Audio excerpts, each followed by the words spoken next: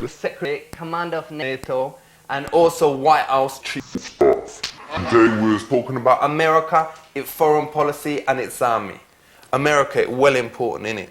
Yeah, I think today, if you look at its military capability, it's a superpower. If we say the world order is like a group of mates or whatever, or like a gang, who is America's best friend? Who is like Ricky C, who I would do anything for? Or if he stopped going out with a girl, I would leave at least 3 weeks before boning her.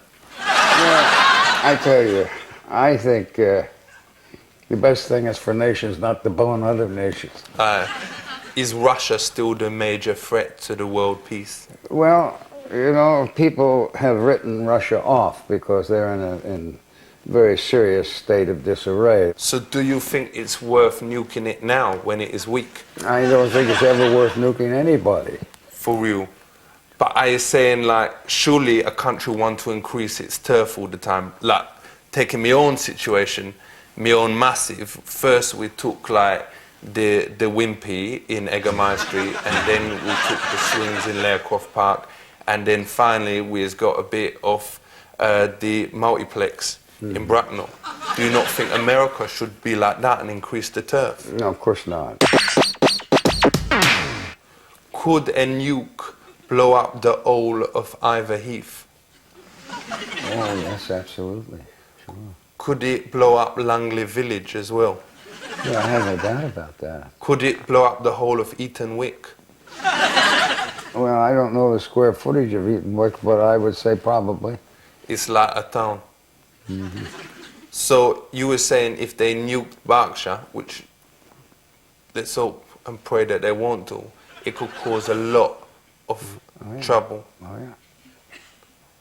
That is well scary. What is the most advanced weapons the US has got now? Well, clearly the modern nuclear weapons are very advanced. Me heard that in a couple of years' time you'll be able to shrink soldiers down to the size of salt and then put them in salt, and then you can sell it like in a shop or whatever to another country, and then when it come out people will use it, but there's some way of making sure that people don't eat the stuff. eat the kind of, I can't remember, there's something about salt. Well, there's no technology of that kind that I'm aware of. Let's talk about Vietnam. All right. What did you do in Nam? I was a battalion commander. Alright. How old was you then?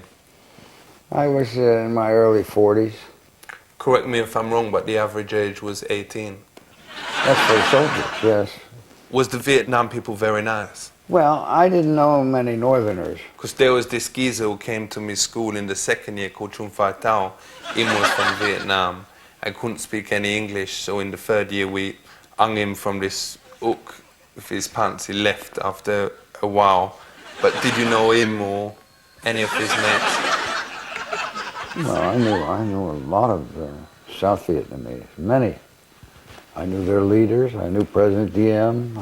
Actually, I think he came from China. But there's a funny lot. What? Well, I know many Chinese too. For real. Did you ever work for President Reagan? Yes, I was his Secretary of State. I know him very well. Is it true, looking back now, that Reagan and Thatcher was actually doing it? Is that really true? Doing it? For real? Is it true that they was having slipping Listen, money? I think at that point in Ronald Reagan's life, he couldn't have done it if he wanted to. He was quite old then. Maximum respect. It was a real honor to meet you. Do you want to big up anyone? Anyone you want to have big up out there? You want to give a shout out to anyone? A what? A shout out, say yo to your posse or whatever. Oh, no.